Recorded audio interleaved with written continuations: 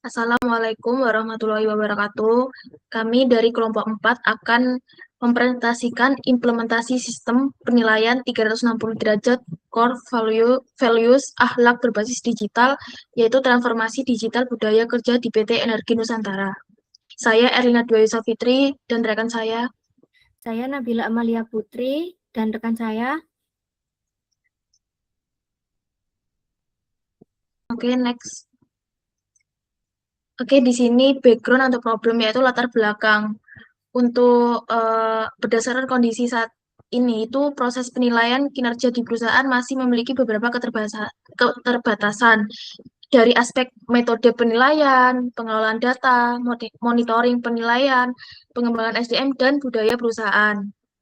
Kemudian data pendukungnya itu dari analysis of the implementation of 360 degree feedback performance appraisal system at PTX dan the influence of the 360 degree feedback system on employee performance and career development in technology companies Indonesia. Oke, next. Di sini ada solution atau workflow-nya. Yang pertama itu gambaran singkat solusinya. Jadi berupa aplikasi berbasis web untuk mendukung penilaian kinerja karyawan secara digital menggunakan metode 360 derajat. Kemudian yang kedua itu ada produk atau layanan yang diusulkan, yaitu sistem penilaian berbasis kinerja karyawan 360 derajat berbasis akhlak yang dilengkapi dengan fitur pengelolaan data karyawan, periode penilaian, penugasan, self assessment, penilaian akhlak, monitoring progres penilaian, analisis GAP, individual development plan atau IDP, talent mapping, dan laporan hasil penilaian. Dan yang terakhir itu nilai tambah solusi untuk membantu memperoleh hasil penilaian yang lebih objektif. Next. Kemudian ada market atau segmentasi pasar. Jadi yang pertama itu ada target pengguna ya, untuk ditujukan bagi perusahaan yang ingin meningkatkan efektivitas proses evaluasi kinerja karyawan secara digital. Kemudian segmentasi pasarnya itu perusahaan menengah hingga besar yang memiliki jumlah karyawan yang cukup banyak. Utamanya itu pada yang menerapkan budaya kerja berbasis nilai perusahaan, termasuk BUMN. Ini yang ketiga itu terdapat diagramnya tersebut sudah dilampirkan. Kemudian karakteristik targetnya yaitu membutuhkan proses penilaian transparan atau mudah dipantau secara real time dan mampu menghasilkan rekomendasi pengembangan karyawan. Next. Nah, di slide selanjutnya yaitu ada competitive analysis dan value proposition. Nah, yang pertama ada tabel, yaitu ada tabel aspek, yang dimana tabel aspek ini ada penilaian kinerja, 360 feedback, self-assessment, sampai ada dashboard management, yang dimana terdapat perbedaan antara Talenta by Mekari, SAP Sukses Factor, dan sistem usulan akhlak 360 derajat, yang dimana yang terdapat perbedaan yaitu di bagian analisis gap, IDP, individual development, terus talent mapping, kemudian penilaian berbasis akhlak, kemudian ada kustomisasi sesuai budaya, yang dimana tidak ada di bagian Talenta by Mekari dan SAP Sukses Factor. Yang pertama itu ada kompetitor yang sudah ada, yang dimana perusahaan itu dapat menggunakan berbagai platform human research management seperti Talenta, by Mekari, dan SAP untuk mendukung proses penilaian kinerja karyawan. Namun, sebagian besar sistem tersebut itu bersifat umum dan belum secara khusus mengintegrasikan nilai akhlak sebagai dasar evaluasi perilaku karyawan.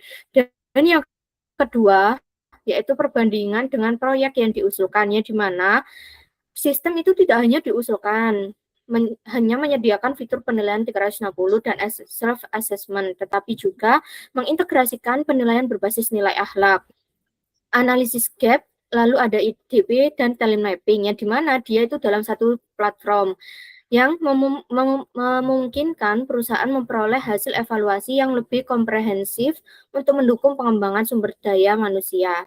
Yang ketiga, yang dimana terdapat value proposition, yang dimana memberikan penilaian yang lebih objektif, terintegrasi, dan sesuai dengan budaya kerja perusahaan. Nah, di selanjutnya yaitu ada business model canvas yang dimana ada beberapa business yaitu yang pertama ada key partners, yaitu ada HR departemen, kemudian manajemen perusahaan, tim IT, penyedia cloud service, lalu ada konsultan SDM. Kemudian ada key activity, yaitu di mana ada pengolahan data, penentuan, sampai penyusunan IDP. Kemudian ada value proposition yang di mana dia tuh terdapat penilaian 360 berbasis akhlak, mengurangi subjektivitas penilaian, sampai penyusunan IDP otomatis. Kemudian ada key research yang dimana itu terdapat aplikasi, yaitu aplikasi web penilaian database sampai tim pengembangan. Kemudian ada customer relationship yang dimana terdapat pelatihan, bantuan, maintenance, konsultansi, dan pembaruan sistem. Kemudian ada channelnya, yaitu ada website, presentasi produk, demo sistem, email, dan tim sales dan HR. Kemudian untuk customer-nya itu terdapat beberapa perusahaan besar, yaitu ada BUMN, swasta menengah, besar, dan organisasi yang menerapkan budaya akhlak. Kemudian ada cost struktur yang dimana dia itu ada pengembangan sistem, hosting, dan server, sampai pengembangan fitur baru. Dan kemudian ada revenue stream, yaitu terdapat beberapa biaya, yaitu biaya implementasi, biaya berlanggan, maintenance, pelatihan pengguna, dan pengembangan fitur. Yang dimana terdampak ekonomi, yaitu sistem tersebut itu membantu perusahaan mengurangi biaya, administrasi penilaian kerja, mempercepat evaluasi, sampai produktivitas organisasi dapat meningkat. Nah, di slide selanjutnya itu terdapat strategi implementasi sistem penilaian kerja, yang dimana terdapat tahapan pelaksanaan proyek dan aktivitas utama, yaitu ada identifikasi kebutuhan, analisis proses, sampai sistem berjalan, yang dimana di monitoring dan evaluasi ini terdapat dua strategi, yaitu ada strategi operasional dan strategi yang dimana strategi operasional itu dijalankan atau dioperasikan oleh HR sebagai administrator utama, kemudian penilaiannya itu dilakukan oleh atasan, rekan kerja, bawahan, dan self-assessment. Kemudian terdapat hasil penilaian yang diolah otomatis. Kemudian seluruh data juga tersimpan dalam database yang terpusat dan dapat dipantau secara real time. Kemudian ada strategi bermasalah, yaitu yang dimana terdapat demo sistem, yaitu yang membutuhkan solusi penilaian kinerja dan pengembangan talenta karyawan. Kemudian ada trial perusahaan, kemudian ada website dan LinkedIn, kemudian ada maintenance tahunan, yaitu yang dimana dia tuh promosi melalui website dan media profesional dan menawarkan paket implementasi dan maintenance tahunan. Selanjutnya yaitu Gantt chart pelaksanaan proyek. Nah, untuk timeline dari proyek ini dimulai dari penyusunan business case dan analisis kebutuhan pada bulan Maret. Dilanjutkan dengan penyusunan anggaran dan perancangan sistem pada bulan April. Pada bulan Mei, fokus untuk mengerjakan yang berada pada desain antarmuka dan penyempurnaan sistem. Selanjutnya pada bulan Juni, yaitu dilakukan pengujian, implementasi, serta finalisasi source code, laporan, dan presentasi. Dengan adanya timeline ini, seluruh pengembangan sistem dapat berjalan secara terstruktur dan sesuai target yang telah ditetapkan. Setelah kita mengetahui jadwal pelaksanaan proyek, selanjutnya kami menjelaskan kebutuhan biaya dan proyeksi keuangan yang diperlukan untuk mengembangkan dan mengimplementasikan sistem. Nah, pada slide ini kami menampilkan proyek anggaran dan keuangan dari 360 berbasis akhlak. Untuk merealisasikan sistem ini diperlukan investasi awal yang mencakup beberapa aktivitas utama, mulai dari analisis kebutuhan sistem, desain UI UX, pengembangan sistem web, pengembangan database, testing dan quality assurance, hosting dan server, pelatihan pengguna, implementasi sistem, maintenance tahunan pertama yang dibutuhkan untuk pengembangannya yaitu 65 juta. Setelah sistem berhasil diimplementasikan, maka kita selanjutnya yaitu memproyeksi pendapatan. Jadi Dari proyeksi tersebut, sistem diperkirakan mampu menghasilkan pendapatan sekitar 85 juta rupiah pada tahun pertama. Hal ini menunjukkan bahwa sistem itu memiliki potensi bisnis yang cukup baik dan dapat memberikan nilai ekonomi bagi pengembang maupun perusahaan pengguna. Selain memberikan potensi pendapatan, manfaat utama dari sistem ini yaitu sebenarnya terletak pada dampak keuangan yang dirasakan oleh perusahaan. Dengan demikian, sistem ini tidak hanya memberikan keuntungan dari sisi finansial, tetapi juga memberikan manfaat jangka panjang berupa peningkatan produktivitas, organisasi, serta operasional dan kualitas pengembangan sumber daya manusia di perusahaan. Setelah kita melihat aspek teknis, bisnis dan keuangan dari sistem yang diusulkan, pada slide terakhir kami akan menjelaskan tim pengembangan serta informasi kontak yang dapat dihubungi. Nah, pada slide ini ditampilkan tim yang terlibat dalam pengembangan sistem penilaian kinerja karyawan 360 derajat berbasis akhlak. Setiap anggota memiliki peran dan tanggung jawab yang berbeda agar seluruh tahapan proyek dapat berjalan dengan baik dan sesuai target yang telah ditetapkan. Nah, peran pertama adalah project manager yang bertanggung jawab untuk mengkoordinasikan seluruh aktivitas proyek mulai dari perencanaan, pembagian tugas, pengawasan progres pengerjaan, hingga memastikan setiap deliverable dapat diselesaikan tepat waktu.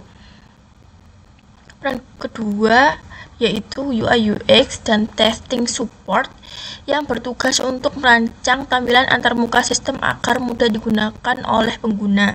Selanjutnya, terdapat sistem analis yang berperan dalam menganalisis kebutuhan sistem berdasarkan kebutuhan pengguna, khususnya dari pihak HR dan manajemen.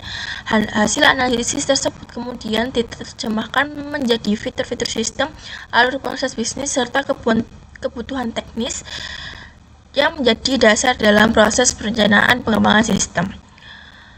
Melalui pembagian tugas tersebut, setiap anggota tim dapat fokus pada bidangnya masing-masing sehingga proses pengembangan sistem menjadi lebih terstruktur, efektif, dan menghasilkan solusi yang sesuai. Dengan demikian, pemaparan mengenai sistem penilaian kinerja karyawan 360 derajat berbasis akhlak yang kami usulkan. Kami berharap sistem ini dapat membantu perusahaan dalam melakukan evaluasi kinerja yang lebih objektif, terintegrasi, dan mendukung pengembangan sumber daya manusia secara berkelanjutan. Selanjutnya, saya akan menjelaskan tentang web, yaitu terdapat 360 core value assessment system, yang dimana alur sistem dimulai dari halaman landing page atau dashboard utama yang berfungsi sebagai halaman pembuka dan pengenalan dari sistem. Pada halaman ini, pengguna dapat melihat informasi singkat mengenai sistem penilaian berbasis akhlak dan menekan tombol Get Started untuk masuk ke sistem login, yang dimana pengguna akan diarahkan ke halaman utama login, pengguna akan memasukkan username sama password yang sesuai hak akses yang dimiliki. Setelah berhasil login, maka pengguna akan diarahkan di role selection, yang dimana terdapat beberapa dashboard, yaitu yang pertama ada human capital, lalu ada evaluator, employer, dan manajemen. Nah, yang pertama jika pengguna masuk sebagai human research, sistem akan menampilkan dashboard yang dimana terdapat berisi ringkasan data karyawan, periode penilaian, progres penilaian, dan statistika lainnya dari dashboard ini. Lalu kemudian HR dapat mengelola data karyawan, membuat periode penilaian baru, serta menentukan penilaian yang terdiri dari atasan, rekan kerja, dan bawahan. Setelah seluruh data selesai disiapkan, HR akan membuka periode penilaian sehingga proses evaluasi dapat dimulai. HR juga dapat memantau progres penilaian secara real time untuk melihat siapa saja yang sudah dan belum menyelesaikan penilaian.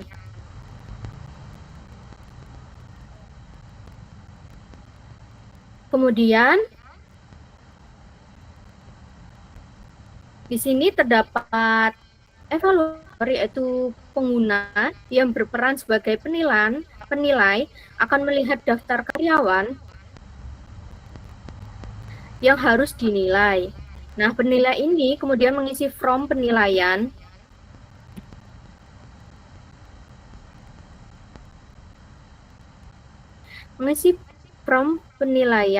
berdasarkan indikator akhlak yang terdiri dari amanah, kompeten, harmonis, loyal, adaptif, dan kolaboratif. Setelah seluruh penilaian selesai diisi, penilai dapat menekan tombol submit dan sistem akan menyimpan data secara otomatis ke database. Nah, kemudian terdapat employer, yaitu karyawan, yang dimana selain dinilai oleh pihak lain, setiap karyawan juga melakukan self-assessment atau penilaian diri sendiri, yang dimana karyawan mengisi form yang sama berdasarkan indikator akhlak dan mengirimkan hasil penilaiannya ke sistem. Setelah proses penilaian selesai, karyawan dapat melihat hasil evaluasi serta riwayat penilaian yang pernah dilakukan.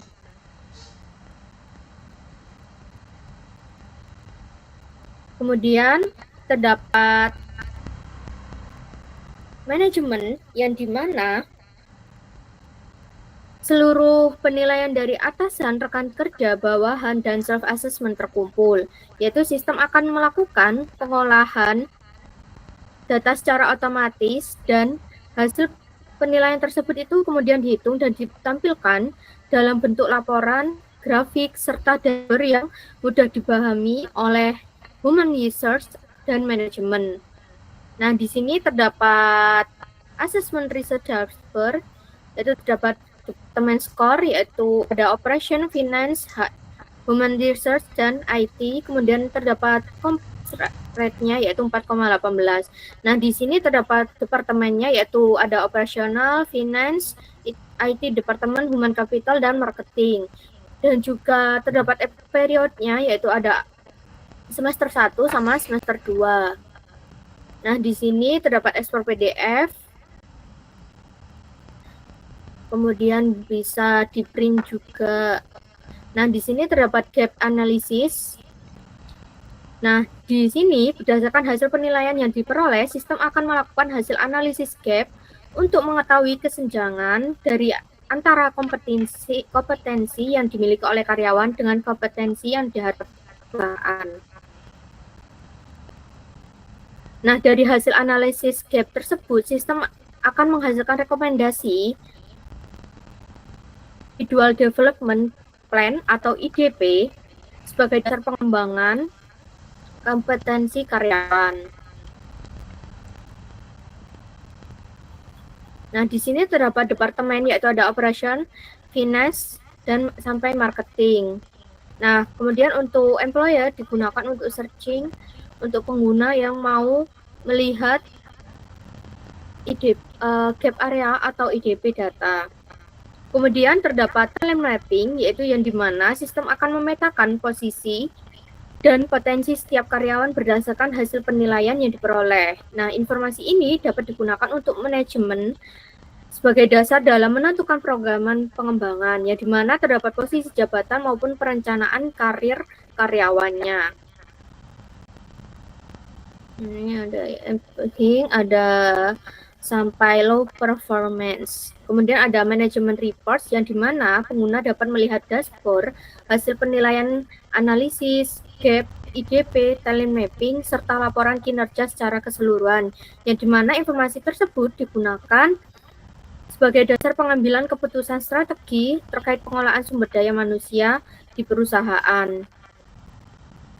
Nah, dengan alur tersebut, sistem tidak hanya berfungsi sebagai alat penilaian kinerja, tetapi juga sebagai platform pengembangan sumber daya manusia yang terintegrasi mulai dari proses penilaian, analisis, hingga rekomendasi pengembangan karyawan. Sekian presentasi dari kelompok 4. Apakah ada salah dalam perkataan? Mohon maafkan. Wassalamualaikum warahmatullahi wabarakatuh.